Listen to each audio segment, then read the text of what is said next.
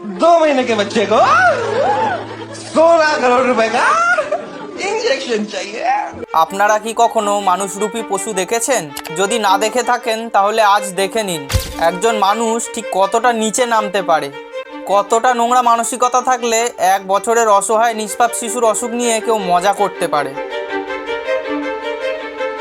ভিডিওটা দেখার পরে একটাই চিন্তা আমার মাথায় ঘুরছিল, এরকম ধরনের মানুষও হয়। ইনি একজন হিন্দি ইউটিউবার, নাম সময় রায়না।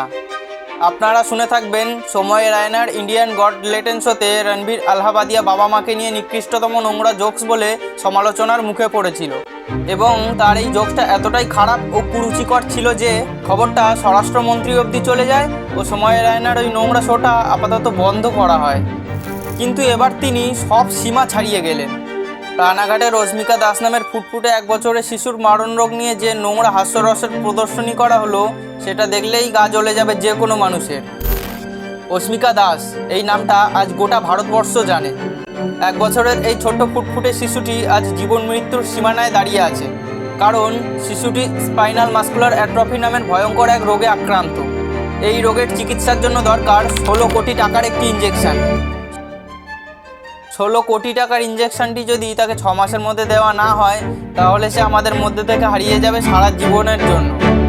তার অসহায় বাবা মা মানুষের দরজায় দরজায় ঘুরছেন, সোশ্যাল মিডিয়ায় সাহায্যের আবেদন জানিয়েছেন, ফান্ডিং জড়ো করছেন, এমনকি তারা দুজনেই একটা করে কিডনি বেচারও সিদ্ধান্ত নিয়েছেন যাতে তাদের ওই পরীর মতো ফুটফুটে বাচ্চাটাকে বাঁচানো যায়। কিন্তু তাদের এই অসহায় করুণ পরিস্থিতিকেও সময় রায়না তার কমেডির বিষয় বানিয়ে ফেলেছে। রিসেন্টলি সময় রায়নার একটি জোকস ভাইরাল হয়েছে। জোকসটিতে সে বলে 2 বছরের একটা বাচ্চা, ওর সাথে পাগল করার মতো কিছু হয়েছে যার চিকিৎসার জন্য 16 কোটি টাকার প্রয়োজন। জোকসটি বলার সময় সে অশ্লীল অঙ্গিভঙ্গি করে গলার স্বর বিকৃত করে অস্মিতার বিষয়টিকে নিয়ে হাসি ঠাট্টা করতে থাকে।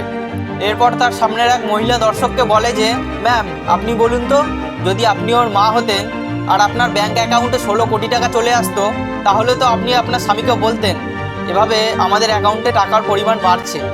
এরপর সময় রায়না আবার সেই বিকৃত অঙ্গিভঙ্গি করে বুঝিয়ে দেয় যে মহিলাটি 16 কোটি টাকা দিয়ে বাচ্চাটিকে না বাঁচিয়ে ওটা নিজের অ্যাকাউন্টেই রেখে দিতেন।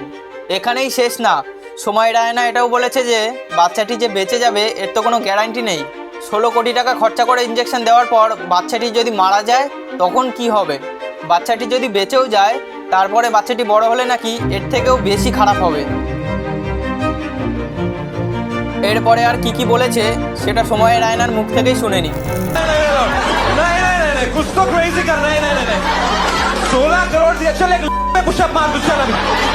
সত্যি মানুষ আর কতটা নিচে নামবে? কন্টেন্ট ক্রিয়েশনের নামে আর কি দেখতে হবে আমাদের? অশ্লীলতা, সেক্সুয়ালিটি, নোংরামো এগুলো তো আগে থেকেই ছিল। এখন মৃত্যুর সাথে লড়াই করা সদ্যজাত শিশুকেও ছাড়ছে না এরা। ফুলের মতো অস্মিকার এই ভয়ানক রোগটাও কি তার কাছে কন্টেন্টের বিষয়? 1 বছরের নিষ্পাপ শিশু জীবন মরণের মাঝখানে দাঁড়িয়ে আছে, তার কষ্টকে কেউ কিভাবে হাসির বিষয় বানাতে পারে? অস্মিকা কিভাবে কমেডির বিষয় হতে পারে? কিভাবেই বা মানুষ এই মারণ রোগের বিষয় জেনেও হাততালি দিয়ে হাসতে পারে? কেউ সবার সামনেই সরাসরি বাবা মায়ের যৌনতা নিয়ে হাসি ঠাট্টা করছে, কেউ আবার 1 বছরের বাচ্চার মারণ রোগ নিয়ে হাসাহাসি করছে। এরা কি মানুষ বলার যোগ্য? কি মনে হয় আপনার? এই গল্প শুধু অস্মিকার না, এই গল্প আমাদের সবার। আমরা যদি আজ চুপ থাকি তাহলে এরপরে আরও অনেক অস্মিকার জীবন নিয়ে মজা করা হবে। তাই আসুন আমরা সবাই এসব নোংরা কন্টেন্ট ক্রিয়েটরদের বিরুদ্ধে, অশ্লীলতার বিরুদ্ধে, নোংরামির বিরুদ্ধে রুখে দাঁড়াই।